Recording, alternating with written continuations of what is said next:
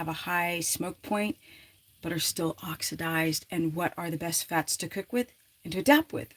And since I was cooking pork belly today, I was like, why don't I just show you guys how I do it and also how to make ghee. But I'm actually going to show you how to make ghee another day. I'm just going to explain how to make ghee today. So check out how beautiful it is today. I'm so glad I moved to Tennessee. I really, really wish you guys would consider moving out of the cities. But let's get to it. Bam! Okay, so I'm making bacon. I went to my local butcher and I asked for pork, a belly, and then they cut it up into strips. It's that simple.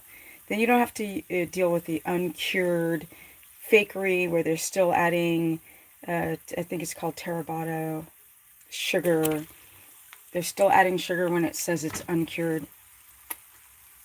Now basically, I also asked for the very fat trimmings because I like to eat pure fat. Alright, so here we go. Ooh. I'm going to put it in here. And, I mean, this stuff is like ice cream. Legit. If you just took these straight pork trimmings, by the way, you guys who are afraid of eating pork, I'm going to remind you that all ruminant animals, cows, and chickens, and dogs, well, dogs, they're not ruminant, neither are chickens, and horses all have parasites. Bet you didn't know that, did ya? Cows, too. That's why you gotta use dewormers. Some people have to keep their their pork, pigs in pens, and they're eating, if they're throwing it on the floor of the pen, then they're eating what they're pooping, and that's where you get other types of parasites. But I pretty much will take the fat that's in here, see that? And then I'm, by the way, I could eat this straight. It's so divine. It's kind of like people make like fat ice cream. Because look at that.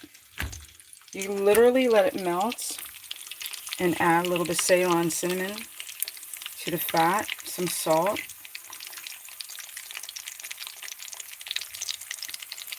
Put in the freezer, and make ice cream out of it. It's delicious. Now here we have my pure fat. Here I have my sort of bacon fat. Now how you make ghee is, so butter is great. I suggest you guys take the Kerrygold and you're going to cut it up into little squares. And you can take 3 or 4 of these, 227 grams of fat, cut it up into little squares and put it in a pot like this. Then you're going to let it melt at 470 degrees and it'll start to get really foamy. This is how you make ghee. It'll start to get foamy. Now the protein solids will go to the bottom and also will float in this foamy kind of matter to the top. And then you take a cheese cloth and you take, let's say, you can even do that with this, with the pork fat. And you would put it in a container with a cheesecloth on top and then pour the fat. See this fat? You would pour it through a cheesecloth and then save it, and then it looks like this. Although this is pork fat. But as you can see, it looks like this. This is lard, and this is what I'm cooking with. I have it on low, as you guys can see. Pretty low.